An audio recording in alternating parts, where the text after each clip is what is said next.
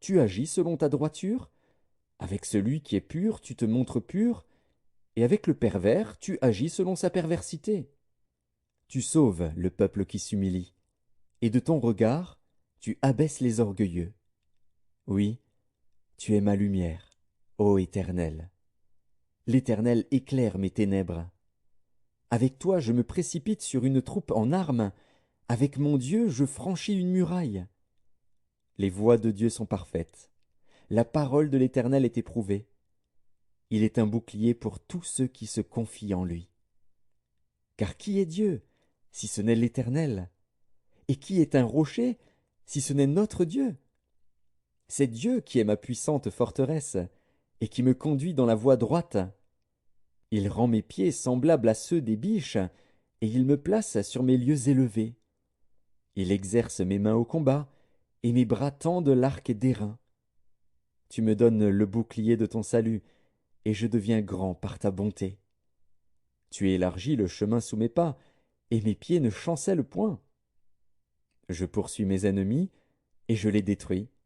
Je ne reviens pas avant de les avoir anéantis. Je les anéantis, je les brise, et ils ne se relèvent plus. Ils tombent sous mes pieds. Tu me ceins de force pour le combat. Tu fais plier sous moi mes adversaires.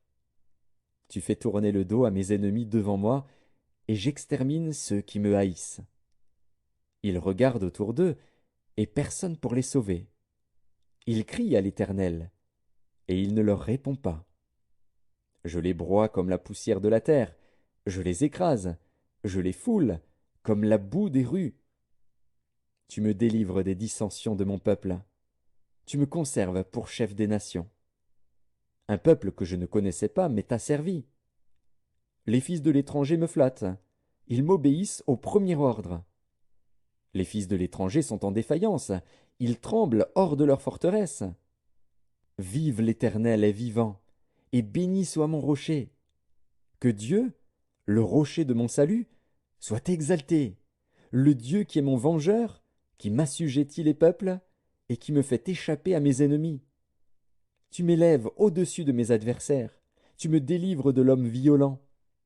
C'est pourquoi je te louerai parmi les nations, ô Éternel, et je chanterai à la gloire de ton nom. Il accorde de grandes délivrances à son roi, et il fait miséricorde à son oint, à David, et à sa postérité, pour toujours. 2 Samuel, chapitre 23. Voici les dernières paroles de David. Paroles de David, fils d'Isaïe, paroles de l'homme haut placé, de loin du Dieu de Jacob, du chantre agréable d'Israël. L'Esprit de l'Éternel parle par moi, et sa parole est sur ma langue. Le Dieu d'Israël a parlé, le rocher d'Israël m'a dit,